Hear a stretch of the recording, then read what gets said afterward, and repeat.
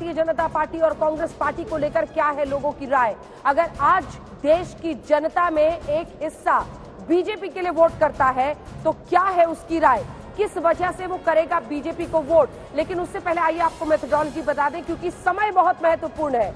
ये survey India today सी voter सालाना 2 बार करता है। ये दूसरे हिस्से में जब सर्वे आ रहा है तो हमने ये सर्वे किया है 15 जुलाई और 14 अगस्त के बीच में। अब कुछ इवेंट्स के जरिए ये पीरियड आपको समझा दे। 14 जुलाई को लॉन्च तो हो गया था चंद्रयान, लेकिन लैंड नहीं हुआ था। लैंड अभी हुआ है। 15 जुलाई से 14 अगस्त के बीच में मॉनसून सत्र चला। मणिपुर के मुद्दे पर विपक्ष ने संसद में सरकार को घेरा, अविश्वास प्रस्ताव भी आया, उस पर चर्चा भी हुई। बहरहाल अगर आप ये पीरियड आप समझ चुके, महंगाई का सबसे बड़ा मुद्दा बनकर आया है, वो भी इस वजह से क्योंकि इस दौरान हमने कीमतों में जबरदस्त उछाल देखी है। सैंपल साइज 25,951, लोकसभा क्षेत्र 543 जो हमने कवर किए हैं। अब आइए सबसे पहला जो सवाल था हमारा उस पर जाते हैं। शहजाद पूनावाला जी यहाँ पर हमारे साथ पहुंच गए हैं। इस चर्चा में शामिल होने के लिए बीजेपी के राष्ट्रीय प्रवक्ता संजय कुमार जी हमारे साथ सीएसडीएस की तरफ से को डायरेक्टर यहाँ पर मौजूद है। कुछ ही देर में कांग्रेस पार्टी की तरफ से अभय दुबे हमारे साथ जुड़ेंगे। लेकिन देश का मिजाज सर्वे में जो पहला प्रश्न 7 बजे के इस बुलेटिन में हम आपको दिखाने वाले हैं वो ये है कि अगर कोई व्यक्ति बीजेपी के लिए वोट कर रहा है 2024 में, तो 2024 में बीजेपी को क्यों वोट देंगे। जब ये प्रश्न हमने पूछा तो सबसे बड़ा हिस्सा 44% ने कहा कि हम नरेंद्र मोदी की वजह से बीजेपी को वोट देंगे। यानी 1 से 10 की सूची पर अगर कोई नेता, कोई पहचान, कोई वजह बीजेपी को वोट देने की बनती है तो वो नरेंद्र मोदी दिखाई दे रहे हैं। 44% लोगों ने कहा, 22% लोगों ने विकास को अपनी वजह बताया। ये भी ध्यान रखिए, जाहिर तौर पर जो लोग बीजेपी को वोट देंगे उन्हीं में से लोगों ने ये जवाब दिया है। 2024 में बीजेपी को क्यों वोट देंगे 90, जब हमने पूछा 44% कह रहे मोदी। अब ये 14% लोग हिंदुत्व भी कह रहे हैं। कल्याणकारी योजनाएं 8% लोग कह रहे हैं। तो 44% के साथ नरेंद्र मोदी की लोकप्रियता पर एक बार फिर से जुलाई अगस्त के महीने में इंडिया टुडे सी वोटर के सर्वे में मुहर लगती हुई दिखाई दे रही है। और बीजेपी को वोट देने की सबसे बड़ी वजह 44% लोगों की राय कि हम नरेंद्र मोदी की वजह से देंगे।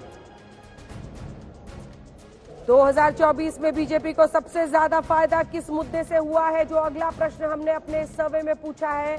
तो फिर अर्थव्यवस्था की गारंटी 33% लोगों ने कहा है। राम मंदिर 17% लोगों ने कहा है।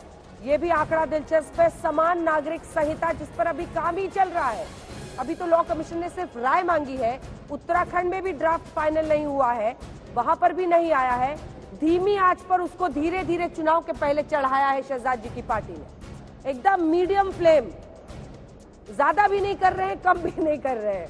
और 8% लोग कह रहे हैं 370 की विदाई।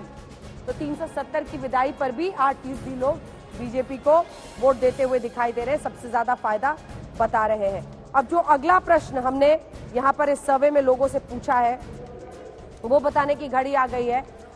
33% आप देख ही रहे हैं अर्थव्यवस्था को लेकर, इस पर गारंटी जो है उसको एक कामयाबी बता रहे हैं।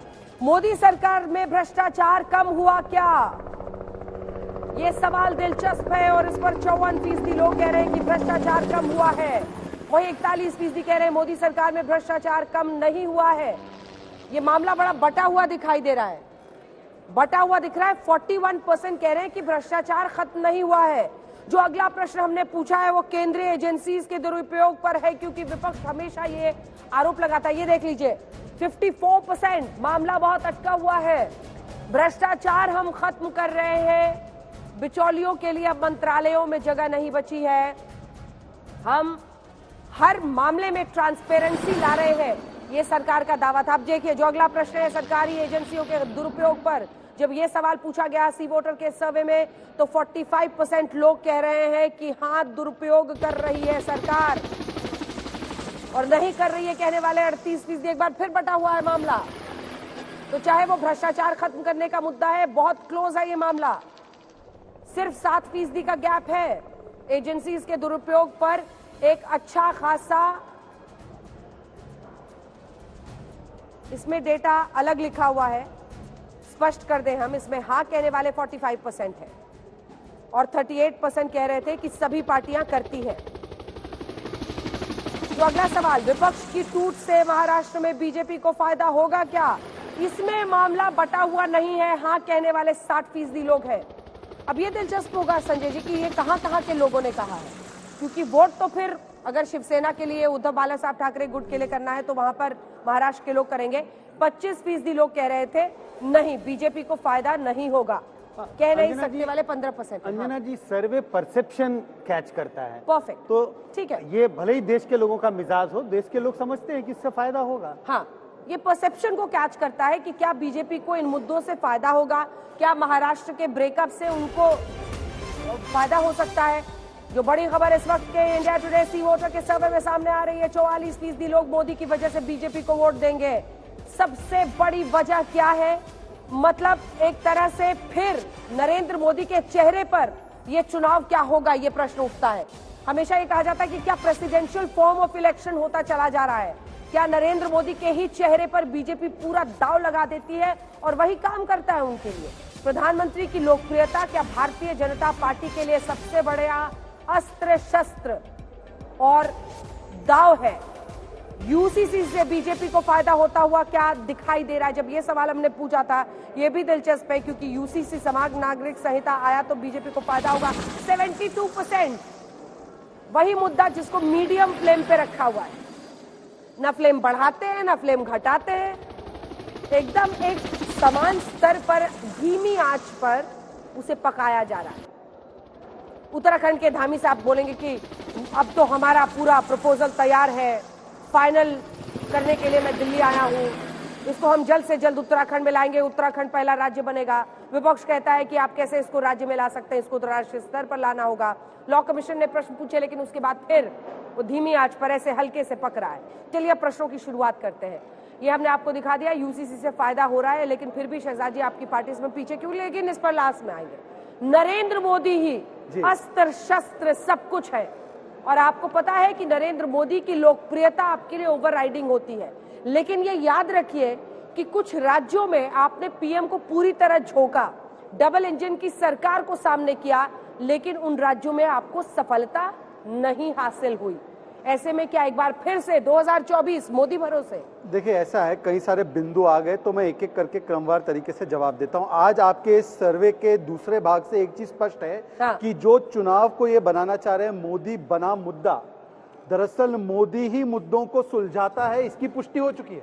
आप देखिए, जनता के साथ मोदी जी का पैक्ट है, PACT। पैक्ट का मतलब क्या है? परफॉर्मेंस है, 10वें से 30वें स्थान पर अर्थव्यवस्था ले जाने की बात है। A फॉर एक्सेप्टेबिलिटी है, इसलिए 59% स्वीकार रहे हैं। C फॉर क्रेडिबिलिटी है, इसलिए जो सरकारें कहते थे यूपीए में भ्रष्टाचार अप्रत्याशित तरीके से बढ़ा है, आज कह रहे हैं कि भ्रष्टाचार पर रोकथाम अगर कोई कर सकता है वो मोदी कर सकता है, और T ट्राइड एंड टेस्टेड है। देखिए, मुझे एक बात पूरी करने दीजिए, मुझे पूरी करने दीजिए। तो एक तरफ तो मॉडल, एक तरफ तो आप नंबर दिखा दीजिए, दिखाते रहिए। एक तरफ तो मोदी जी का जनता के साथ पैक्ट है और दूसरी तरफ डील है। डील का मतलब क्या है? Dynasty of extremely corrupt and appeasement करने वाली लॉबी। तो मोदी पैक्ट लेकर जनता के पास जाते हैं, ये डील लेकर आए हैं जनता के पास। जनता ने पहले भी इसको कह दिया है नो डील।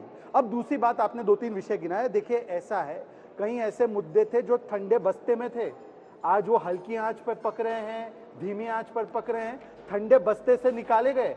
370 के विषय पर नेहरू जी ने कहा था साबुन है, घिसते घिसते घिस जाएगा, घिस दिया हमने।